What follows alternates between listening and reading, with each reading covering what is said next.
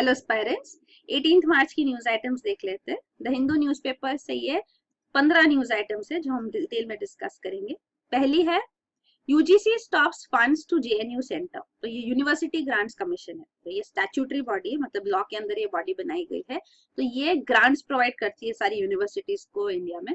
तो इन्होंने एक लेटर भेजा है जेएनयू, जवाहरलाल नेहरू यूनिवर्सिटी को, कि ये इनका जो सेंटर है जेएनयू का, centre for the study of discrimination and exclusion, इनको अभी आगे फंड नहीं प्रोवाइड करेंगे। तो 12th प्लान के अंदर जो फंड दिया गया है तब तक के लिए 5 ईयर प्लान में वो है, उसके बाद अभी इनको फंडिंग नहीं दिया जाएगा, ऐसा ये लेटर आया।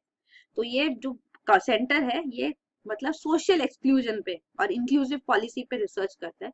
तो ये काफी सारी यूनिवर्सिटीज में ऐसे सेंटर्स एस्टेब्लिश किए गए 2007 से। तो ये रिसर्च स्पेशली करते हैं दलित्स पे, ट्राइबल्स पे, माइनॉरिटीज पे। तो अब इनको फंडिंग स्टॉप की जा रही है, ऐसा ये न्यूज में आया। तो जब यूजीसी का ऑफिशियल को भी पूछा गया तो उन्होंने कहा कि बंद नहीं किया जा रहा है, ये नॉन प्लान एक्सपेंडिचर में नहीं आएगा। तो नॉन प्लान एक्सपेंडिचर क्या होता है कि मतलब रेगुलर एक्सपेंडिचर है ये। तो जैसे एडमिनिस्ट्रेटिव बॉडी या कुछ बनाया है फंक्शनिंग के लिए, एक्सपेंडिचर तो लगेगा ही, तो वो रेगुलर एक्सपेंडिचर दिया जाता है, वो नॉन प्लान एक्सपेंडिचर होता है। प्लान एक्सपेंडिचर मतलब कुछ नया scheme plan for short term आ रहा है, तो प्लान के हिसाब से प्लान बाय प्लान बेसिस पे एक्सपेंडिचर उसको अलोकेट किया जाए कि हाँ देना चाहिए नहीं देना चाहिए, तो प्लान डिसाइड होगा वैसे। तो ये वही कह रहे हैं कि नॉन प्लान एक्सपेंडिचर में फंडिंग नहीं दिया जाएगा, प्लान टू प्लान बेसिस पे इसको शिफ्ट वहां पे किया गया, इसलिए अभी फंडिंग वैसे दिया जाएगा। फिर अगला न्यूज आइटम है प्लास्टिक ₹10 नोट्स इन 5 सिटीज सून। तो गवर्नमेंट ने ये अनाउंस किया है कि फील्ड ट्रायल्स किए जाएंगे 5 सिटीज में इंडिया की, ₹10 की प्लास्टिक नोट्स। तो प्लास्टिक नोट्स में प्लास्टिक सबस्ट्रेट है, जो अभी नोट्स है उसमें कॉटन सबस्ट्रेट बेस्ड है वो। तो ये अलग अलग जोग्राफिकल रीजन से कंट्री में और अलग अलग क्लाइमेटिक कंडीशंस में ये कैसे फंक्शन करती है, उसके ऊपर पहले एक फील्ड ट्रायल किया जाएगा और फिर इसको अगर सक्सेसफुल हो तो लाया जाएगा। फिर अगला है supreme court collegium reserves final call on जजेस। तो ये कॉलेजियम ने finally MOP, memorandum of procedure को फाइनलाइज करके गवर्नमेंट को हैंड किया है। तो ये एमओपी गवर्नमेंट ने दिया था, ड्राफ्ट एमओपी सुप्रीम कोर्ट को इन अगस्त 2016, और वो तब से कह रहे थे कि अब तक रिस्पॉन्स नहीं आया है। तो फाइनली अब मार्च 2017 में एमओपी फाइनलाइज करके सुप्रीम कोर्ट ने दिया है। तो ये हमने कई बार डिस्कस किया है, तो यहाँ पे बैकग्राउंड ज्यादा डिस्कस नहीं करेंगे। पर ये एमओपी में अब जो फाइनलाइज हुआ है उसमें 2-3 बातें जो सामने आई है वो यहाँ पे हम डिस्कस करेंगे, और डिटेल में जब एमओपी के डिटेल्स आएंगे तो वो न्यूज में आएंगे तब हम वो और डिटेल में भी डिस्कस करेंगे। तो ये एक तो है कि गवर्नमेंट चाहती थी कि नेशनल सिक्योरिटी के बेसिस पे अगर कोई कैंडिडेट वो रिजेक्ट करती है गवर्नमेंट, तो उनको ये राइट मिलना चाहिए कि नेशनल सिक्योरिटी क्लॉज में वो रिजेक्ट किया जाता है, इसको जज अपॉइंट नहीं करना चाहिए। तो ये एक्चुअली मेन इशू था। तो राइट टू रिजेक्ट गवर्नमेंट चाहती थी कि किसी को अगर वो नहीं चाहते कि गवर्नमेंट अपॉइंट करना नहीं चाहती जज, तो वो अपॉइंट ना हो। तो अब सुप्रीम कोर्ट कॉलेजियम ने जो फाइनलाइज एमओपी दिया है उसमें उन्होंने कहा है कि हाँ ठीक है, आप नेशनल सिक्योरिटी क्लॉज पे और इवन पब्लिक इंटरेस्ट ग्राउंड पे भी आप ऑब्जेक्शन रेज कर सकते हो, कोई भी कैंडिडेट जो जज के लिए कॉलेजियम ने सजेस्ट किया है, पर राइट टू रिजेक्ट नहीं होगा। मतलब अगर कॉलेजियम उसको फिर से आपको भेजती है तो आपको उसको अपॉइंट करना ही होगा ऐसे। और दूसरा एक सजेशन था सेक्रेटेरिएट एस्टेब्लिश करने का। तो गवर्नमेंट चाहती थी कि हर एक कोर्ट में, मतलब सुप्रीम कोर्ट में भी और सारे जो 25 हाई कोर्ट्स है, 24 हाई कोर्ट्स है कंट्री में, वहां पे सब जगह पे एक सेक्रेटेरिएट एस्टेब्लिश किया जाए। तो ये सेक्रेटेरिएट असिस्ट करेगा कॉलेजियम। तो collegium is a group of जजेस। तो सुप्रीम कोर्ट का कॉलेजियम और हाई कोर्ट्स के सारे कॉलेजियम्स को हेल्प करेगा इन सिलेक्टिंग जजेस। तो ये सेक्रेटेरिएट का डिमांड भी एक्सेप्ट किया गया एमओपी में। पर जो दूसरा ये प्रोविजन था कि कमिटीज बनाई जाए, तो ये कमिटीज रिटायर्ड और सिटिंग जजेस की कमिटीज बनाई जाए कॉलेजियम को असिस्ट करने के लिए, तो वो उन्होंने सुप्रीम कोर्ट ने एक्सेप्ट नहीं किया सजेशन। तो ये एमओपी अब इसकी डिटेल्स ये सामने आई है। फिर अगला न्यूज आइटम है justice Karnan rejects warrant issued by Supreme Court. तो ये भी हमने कई बार डिस्कस कर चुके हैं और ये आगे भी न्यूज में आते रहेगा। तो इनके अगेंस्ट जो वारंट इशू किया गया था, बेलेबल वारंट, वो इन्होंने रिफ्यूज किया एक्सेप्ट करने को, और वो ऊपर से सुप्रीम कोर्ट बेंच है, ये 7 जज सुप्रीम कोर्ट बेंच है, जिन्होंने contempt of court proceedings sitting high court जज के अगेंस्ट, ये जस्टिस CS कर्नन के अगेंस्ट इनिशिएट किया है। तो ये first time in the history है फॉर जुडिशियरी के सिटिंग जज के against contempt of court proceedings हो रहे हैं। तो ये सो मोटो सुप्रीम कोर्ट 7 जज बेंच ने उठाया है और अब जस्टिस कर्नल इनसे ही कंपेंसेशन मांग रहे हो, कह रहे 14 करोड़ कंपेंसेशन ये 7 जज मुझको दे क्योंकि इन्होंने मेरा जुडिशियल और एडमिनिस्ट्रेटिव वर्क स्टॉप करवा दिया। तो ये वो उनका ये रिस्पॉन्स है। फिर अगला न्यूज आइटम है स्ट्रॉन्ग अपोजिशन नीडेड। तो ये प्रेसिडेंट प्रणब मुखर्जी ने एक स्पीच में कहा है, जैसे वो जवाहरलाल नेहरू का स्टेटमेंट उन्होंने कोट किया कि I do not want millions of people saying yes to one man, कि एक ही आदमी को सब उसकी हर बात माने, ऐसा नहीं चाहिए। स्ट्रॉन्ग अपोजिशन होना जरूरी है, आई वांट स्ट्रॉन्ग अपोजिशन। तो जवाहरलाल नेहरू ने तब प्राइम मिनिस्टर जब थे उन्होंने कहा था, तो वही है। तो प्रणब मुखर्जी भी वही कह रहे कि अपोजिशन का स्ट्रॉन्ग होना काफी जरूरी है। और इंडिया पार्लियामेंट्री सिस्टम भी काफी अभी डिटीरियोरेट हो रहा है कुछ सालों से, क्योंकि काफी अपोजिशन ब्लॉक करती है पार्लियामेंट में, तो पार्लियामेंट फंक्शनिंग डिफिकल्ट हो जाता है, तो उनके प्रोडक्टिव डेज आज और कितने बिल्स वो पास करते हैं वो भी अफेक्ट होते हैं, तो वो उन्होंने हाईलाइट किया। और प्रणब मुखर्जी खुद कांग्रेस पार्टी के मेंबर थे, 43 ईयर्स से वो पार्लियामेंट में मेंबर रह चुके हैं। 2012 में वो प्रेसिडेंट इलेक्ट हुए थे, प्रेसिडेंट ऑफ इंडिया। फिर अगला न्यूज आइटम है 10 elephant corridors in Odisha viable for restoration. तो ये बायोडाइवर्सिटी रिलेटेड न्यूज है। तो यहाँ पे एलिफेंट कॉरिडोर्स सजेस्ट किए जा रहे हैं और आइडेंटिफाई किए जा रहे हैं और बनाए जाएंगे। तो एलिफेंट कॉरिडोर्स लगते हैं, मतलब कि एलिफेंट जहाँ रहते हैं उनके जो रीजन्स होते हैं उनको जगह चाहिए होती है, कॉरिडोर्स मतलब पास करने के लिए। तो ये कॉरिडोर्स मतलब क्योंकि एलिफेंट्स फूड के सर्च में काफी लॉन्ग डिस्टेंसेस जाते हैं, लंबे लंबा रास्ता तय करते हैं, उनको ज्यादा जगह चाहिए, तो उनका इकोलॉजिकल नीड्स ही ऐसी है, तो इसीलिए एलिफेंट कॉरिडोर्स प्रपोज किए गए हैं। और ओडिशा में और ये सब स्टेट्स में काफी मैन ह्यूमन एलिफेंट कॉन्फ्लिक्ट काफी ज्यादा हो रही है, काफी ज्यादा डेथ्स भी हो गए एलिफेंट्स की भी और ह्यूमंस की भी, तो इसीलिए एलिफेंट कॉरिडोर्स प्रपोज किए गए हैं। इवन इन ब्रीडिंग ज्यादा ना हो, क्योंकि इन ब्रीडिंग से भी वायबिलिटी कम हो जाती है पॉपुलेशन सर्वाइव करने की, तो इन ब्रीडिंग ज्यादा ना हो इसीलिए भी एलिफेंट कॉरिडोर्स जरूरी है। तो 3 एलिफेंट रिजर्व्स है ओडिशा में, मयूरभंज, महानदी और संबलपुर। और ये मैप है इंडिया का जहाँ पे एलिफेंट्स है पॉपुलेशन, आप देख सकते हो ओडिशा में, नॉर्थ ईस्ट में, आसाम में, यहाँ ज्यादा है, थोड़ा यहाँ है और साउथ में यहाँ। फिर अगला न्यूज आइटम है रिटर्न असम ट्रेजर। तो ये असम के गवर्नर ने ब्रिटिश डेप्यूटी हाई कमिश्नर से रिक्वेस्ट किया है कि ये जो वृंदावनी वस्त्र है, ये एक क्लॉथ है जिसको वीव किया गया था, असमीज वीवर्स ने वीव किया था 16 सेंचुरी में, तो ये उनको गाइड किया था वैष्णवाइट सेंट श्रीमंत शंकर देव, तो ये असमीज भक्ति सेंट थे, उन्होंने ये वीव करवाया था। तो ये अभी म्यूजियम में है लंदन में, तो ये वापस लाया जाए, असम को दिया जाए, ऐसा ये सजेशन उन्होंने सजेस्ट किया है कि ये स्टेप्स लिए जाए इसके लिए। उन्होंने ये भी कहा कि असम स्टेट काफी सिल्क में काफी फेमस है, हैंडलूम बैम्बू क्राफ्ट में फेमस है, एरी मुगा सिल्क यहाँ पे है, तो इस सेक्टर्स में भी कॉपरेशन किया जा सकता है, प्रमोशन किया जा सकता है इन कमोडिटीज का, तो दोनों को बेनिफिट होगा, असम को भी और ब्रिटेन को भी, तो वो भी एक सजेशन यहाँ पुट फोर्थ किया गया। तो ये है वृंदावनी वस्त्र। और दूसरा है श्रीमंत शंकर देव, तो उनके बारे में भक्ति सेंट है, तो इनके बारे में ये नाम घर इन्होंने एस्टेब्लिश किया था असम में, नाम मतलब प्रेयर, तो प्रेयर हाउस ऐसे बनाए गए थे। तो ये पोएट थे और इन्होंने काफी राइटिंग्स भी है इनकी, तो ये असमीज भक्ति सेंट है। और सत्रिय डांस ये भी इन्होंने ही फाइंड किया था, तो इस फाउंडर ऑफ सत्रिय डांस, तो ये one of the 8 classical dances है इंडिया का, असम का, तो ये लिविंग ट्रेडिशन जो है ये भी वैष्णवाइट सेंट शंकर देव ये असम में इन्होंने इसको इनिशिएट किया था, तो ये असम का डांस है। अगला न्यूज आइटम है labour code to provide social security cover to all workers. तो लेबर मिनिस्ट्री ने कहा है कि हम ड्राफ्ट कोड प्रपोज कर रहे हैं कि एक ड्राफ्ट कोड होगा on social security and welfare, तो इसको फाइनलाइज किया जाएगा बाद में। तो ये ड्राफ्ट कोड में सबको सोशल सिक्योरिटी दिया जाएगा, तो social security for employed, self employed, even agricultural workers को इसमें साथ में लिया जाएगा, इवन डोमेस्टिक हेल्प जो हाउस होल्ड में काम करती है उनको भी लिया जाएगा, अगर फैक्ट्री में एक वर्कर भी है तो उसको भी एप्लीकेबल होगा, तो ये सजेशन लाया गया है। और इसके अंदर एक नेशनल सोशल सिक्योरिटी काउंसिल का भी प्रपोजल है, तो ये एस्टेब्लिश की जाएगी chaired by prime minister himself, तो बाकी मिनिस्टर जो है रिलेटेड वो भी इसमें मेंबर्स होंगे। तो ये सोशल सिक्योरिटी काउंसिल यहाँ पे हेल्प करेगी कोऑर्डिनेशन के लिए सेंट्रल और स्टेट गवर्नमेंट्स के बीच में, ताकि सोशल सिक्योरिटी स्कीम सही से इंप्लीमेंट उनका मॉनिटर हो सके। फिर अगला न्यूज आइटम है ICRISAT ICAR join hands for crop improvement. तो ICRISAT है international crop research institute for semi arid tropics. तो ये यूएन बेस्ड यूएन ऑर्गेनाइजेशन कहा जाता है, और ये मतलब इसका चार्टर भी FAO food and agriculture organisation और UNDP United Nations Development Programme इन्होंने साइन किया है, और ये हेडक्वार्टर्ड है हैदराबाद में।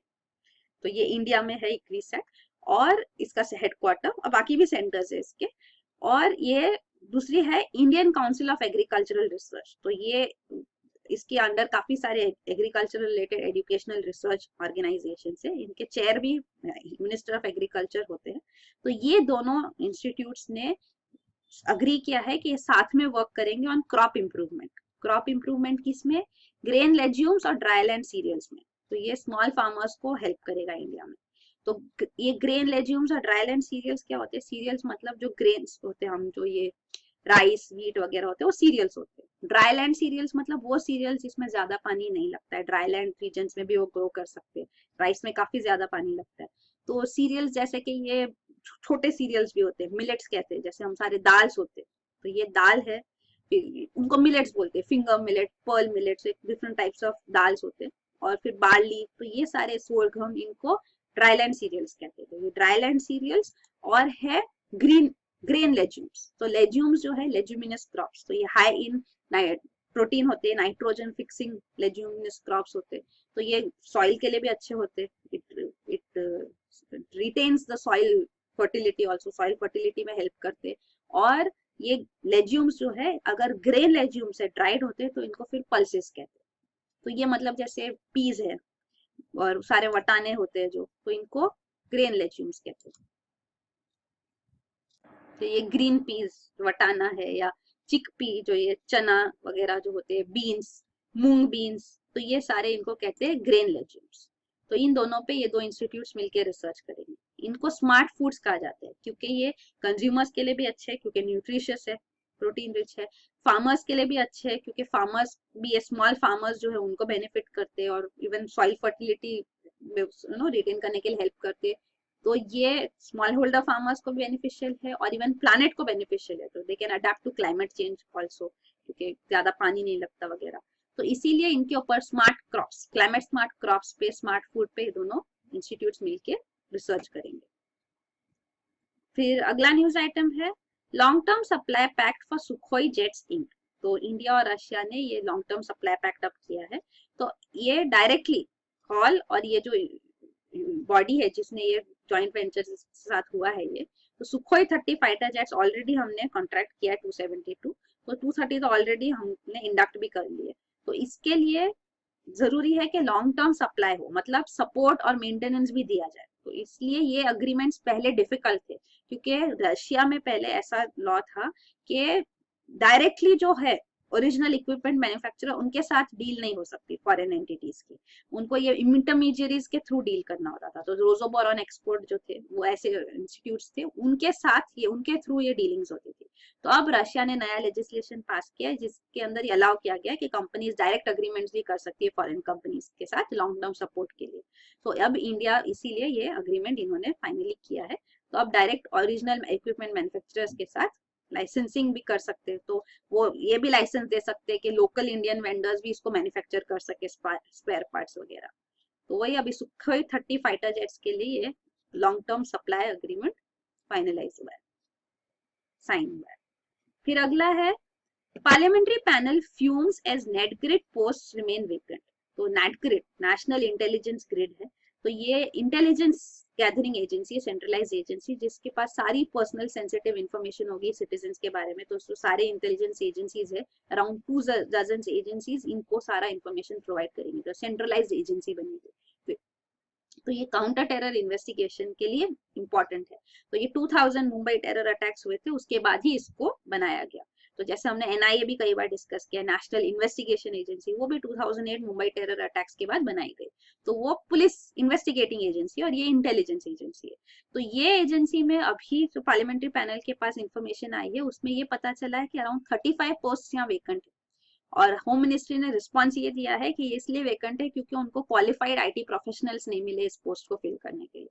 तो इसके ऊपर काफी क्वेश्चंस उठाए गए कि क्यों नहीं मिलेंगे, मतलब आपने एडवर्टाइज नहीं किया इसको सही से कि ये पोस्ट वेकेंट है, कि आपने पेमेंट इनका रेम्यूनरेशन इतना नहीं रखा जैसे प्राइवेट सेक्टर में मिलता है ताकि क्वालिफाइड प्रोफेशनल सामने आए और ये पोस्ट ले। तो इसीलिए क्वेश्चंस रेज किए जा रहे हैं और होम मिनिस्ट्री को कहा गया है, अब पार्लियामेंट्री पैनल ने कहा है कि रीपब्लिसाइज करो, रेम्यूनरेशन दो जो प्राइवेट सेक्टर देती है, ताकि सबसे जो मोस्ट क्वालिफाइड प्रोफेशनल्स है वो सामने आए। तो India is rich in IT professionals, तो ऐसा कैसे हो सकता है? तो वही है, नेट ग्रिड इसकी वजह से सफर कर रही है। इवन इनका बजट अलोकेशन काफी कम कर दिया गया, आप देख सकते हैं 45 करोड़ से 18.71 करोड़ हो गया है। प्लस ये जो पोस्ट थी, तो लास्ट सीईओ जो थे रघु रमन, उनकी कॉन्ट्रैक्ट एक्सपायर हुआ था 2014 में, अप्रैल 2014। उसके बाद गवर्नमेंट ने इनका कॉन्ट्रैक्ट भी रिन्यू नहीं किया और कोई नया अपॉइंटमेंट भी नहीं किया। फाइनली जुलाई 2016 में इनके नए सीईओ अपॉइंट किया गया है। तो वही ये एटीट्यूड है नेट ग्रिड की तरफ, इसके ऊपर क्वेश्चंस रेज किए जा रहे हैं। तो ये सिक्योरिटी रिलेटेड इंपॉर्टेंट है, काउंटर टेररिज्म इन्वेस्टिगेशन के लिए इंपॉर्टेंट है।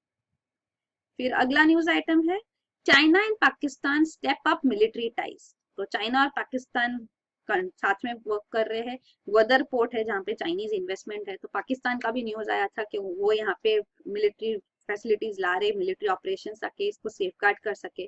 चाइना ने भी अपना मिलिट्री फोर्सेस इंक्रीज किया है ताकि ये जो उनके फॉरेन इंस्टॉलेशन है यहाँ पे, जैसे कि ग्वादर है, इवन जी बौती, ये भी रिसेंटली न्यूज में आया था, तो उनको एनहांस कर सके। तो ये एक इम्पॉर्टेंट पॉइंट है। और दोनों कंट्री साथ में मिलिट्री कॉपरेशन भी करते हैं, उनका ये जॉइंट प्रोजेक्ट भी है। उन्होंने जॉइंटली ये multi role combat aircraft develop किया है, FC-1 जियोलॉन्ग। तो इसका मास प्रोडक्शन भी वो प्लान कर रहे करने के लिए, तो वो है ये। प्लस चाइना चाहती है कि पाकिस्तान ये जो टेररिस्ट ऑर्गेनाइजेशन है एटिम, उनके अगेंस्ट एक्शन ले। तो ये एटिम ऑर्गेनाइजेशन प्रोमिनेंट है जिनियान प्रोविंस में, चाइना में। तो ये ईस्ट तुर्किस्तान है, तुर्कमेनिस्तान नहीं है, ये एरर है इवन हिंदू में। ये ईस्ट तुर्किस्तान इस्लामिक मूवमेंट है। तो ये यहाँ पे जो ऑर्गेनाइजेशन है इनके लिए फाइट कर रहे हैं जिनियान में, जो हमने कई बार देखा है ये भी। तो यहाँ पे ये इशू है। तो ये कई बार यूपीएससी क्वेश्चंस पूछती है कि टेररिस्ट ऑर्गेनाइजेशन और कौन से रीजन में है वो, एक्चुअली वहाँ फाइट करते। तो ये जो है वही अजीनियान प्रोविंस में यहाँ फाइट करते, टेररिस्ट एक्टिविटीज होती है और फिर वो जाके पाकिस्तान में छुप जाते। तो चाइना वही चाहती है कि इनके अगेंस्ट स्ट्रॉन्ग एक्शन लिया जाए। तुर्कमेनिस्तान एक सेंट्रल एशियन कंट्री है, तुर्किस्तान ये चाहते एक बने यहाँ पे, ईस्ट तुर्किस्तान। फिर अगला न्यूज आइटम है, assess impact of make in India plan. तो ये पार्लियामेंट्री कमेटी है जो क्वेश्चन कर रही है कि मेक इन इंडिया इनिशिएटिव जो गवर्नमेंट ने लिया उसका कितना फ्रूटफुल रहा है वो, तो उसका असेसमेंट किया जा रहा है। तो पूछ रहे कि micro small and medium enterprises country में इससे कितना बेनिफिट हुए। तो उसके लिए वो कह रहे हैं कि इसका टारगेट भी यही था कि मैन्युफैक्चरिंग को बूस्ट किया जाए इंडिया में, यूथ्स को एम्प्लॉयमेंट मिलेगा इससे, स्किल डेवलपमेंट किया जाए। तो ये सारा कितना हुआ है, क्योंकि अगर मैन्युफैक्चरिंग सेक्टर का ग्रोथ देखें तो वो सिर्फ अराउंड 1.6% एवरेज है उनका लास्ट 5 ईयर्स में। तो वही है, वो ये भी कह रहे हैं कि कैपिटल गुड सेक्टर को पुश किया जाए, क्योंकि ये इंपॉर्टेंट है कैपिटल गुड सेक्टर ग्रो होने के लिए, इंडस्ट्रियल ग्रोथ कंट्री में होने के लिए। वो इंडस्ट्रियल डेवलपमेंट चाहते हैं कि बैकवर्ड रिमोट एरियाज में भी यहाँ लाया जाए, ओवरऑल डेवलपमेंट हो। और वो ये भी पूछ रहे कि जो ये इंटरेस्ट इक्वलाइजेशन स्कीम है या जो इंटरेस्ट सबवेंशन स्कीम बोलते हैं, ये जो है इसको भी और ग्रेटर कवरेज दिया जाए ताकि micro small and medium enterprises को इसका बेनिफिट हो। तो ये जो इंटरेस्ट सबवेंशन स्कीम है इसमें 3% इंटरेस्ट सबवेंशन मिलता है, मतलब जो इंटरेस्ट आपको अगर लोन्स पे पे करना पड़ेगा उसमें ये कम किया जाता है 3%। तो ये स्कीम है micro small and medium enterprises के लिए। तो वही है जो एक्सपोर्ट्स करते हैं, एक्सपोर्ट बूस्ट करने के लिए। फिर अगला न्यूज आइटम है, Indian drug makers face squeeze in US. तो यूएस में काफी इंडिया के small and medium size generic drug makers है। तो जेनरिक ड्रग मेकर्स हमने कई बार आईपी में डिस्कस किया, इंटेलेक्चुअल प्रॉपर्टी। तो पेटेंटेड ड्रग मैन्युफैक्चरर्स होते हैं और वही पेटेंटेड ड्रग्स का एक जेनरिक वर्जन बनाने वाले भी कंपनीज होती है जो जेनरिक ड्रग मेकर्स होती है। तो ये काफी सारी यूएस में फंक्शन करती है। US is the world's largest health care market. तो यहाँ पे 1/3 जो है यहाँ पे इंडिया सप्लाई करती है ड्रग्स मेडिसिन। तो अब यूएस एफडीए जो है इनके ऊपर स्ट्रांगली आ रहा है, क्लैम्प डाउन करने की कोशिश कर रहे हैं। क्वालिटी कंट्रोल प्रैक्टिसेस वो कह रहे हैं कि इनएडिक्वेट है यहाँ पे क्वालिटी कंट्रोल मेजर्स, तो इसीलिए कई को बैन कर दिया गया है, जिसकी वजह से अब ये ड्रग मेकर्स यहाँ फंक्शन नहीं कर पा रहे। तो they are facing the squeeze, उनके ऊपर प्रेशर आ रहा है। फिर लास्ट न्यूज आइटम है, Arunachal team develops goggles to help the blind. तो ये अरुणाचल प्रदेश का एक हाई स्कूल स्टूडेंट है, अनंग तादर, इनका नाम याद रखना जरूरी है, यूपीएससी नाम नहीं पूछेगी। तो इन्होंने ये गैजेट बनाया है गॉगल फॉर ब्लाइंड, G4B। तो इसको Dinanath Pandey smart idea innovation award भी मिला है। स्टेट गवर्नमेंट अरुणाचल प्रदेश में उन्होंने भी कहा है कि हम इसको फाइनेंशियल सपोर्ट करेंगे। इवन नेशनल इनोवेशन फाउंडेशन ने इसको अप्रिशिएट किया है और कहा है कि इसके प्रोटोटाइप्स बनाए जाए ताकि इसके ऊपर टेस्टिंग किया जाए विजुअली इम्पेयर्ड पे और फिर इसको प्रमोट किया जाए। तो ये गॉगल्स है, गॉगल्स फॉर ब्लाइंड। तो इसमें उन्होंने यूज किया है अल्ट्रासाउंड सेंसर्स। तो जो इको लोकेशन बैट्स यूज करते हैं कि वो साउंड भेजते हैं और फिर उसका इको जो होता है उससे पता चलता है, सेंसिंग से पता चलता है कि कितना दूर ऑब्स्टिकल है, कि bats can't see at night. तो ये इको लोकेशन इधर भी अल्ट्रासाउंड सेंसर्स इन्होंने यूज किया है, लेफ्ट और राइट साइड पे गॉगल्स में ये है। प्लस इंफ्रारेड सेंसर्स भी है बीच में। तो ये इंफ्रारेड सेंसर जो है ये भी ऑब्स्टिकल्स डिटेक्ट करने के लिए, मतलब अगर अल्ट्रासाउंड सेंसर्स ना चले तो इंफ्रारेड सेंसर डिटेक्ट करेगा ही। तो इसके अंदर बीप साउंड होती है, तो बीप साउंड होगी और वाइब्रेशन भी होगा। और ये बीप साउंड कितना जोर से होती है, वाइब्रेशन कितना जोर से होता है, उससे पता चलेगा कि ऑब्स्टिकल कितना नजदीक या कितना दूर है। तो वो इनका ये इनोवेशन है, तो उसको अप्रिशिएट किया गया। तो ये इंपॉर्टेंट है क्योंकि साइंस एंड टेक में भी इंडियन इनोवेटर्स के बारे में पूछा जाता है मेंस में, एक टॉपिक है ये। और प्लस ये स्टूडेंट है, हाई स्कूल स्टूडेंट है, तो इसीलिए ये सिग्निफिकेंट है, आप इसको मेंशन भी कर सकते हो। तो यही है न्यूज आइटम्स। Thank you.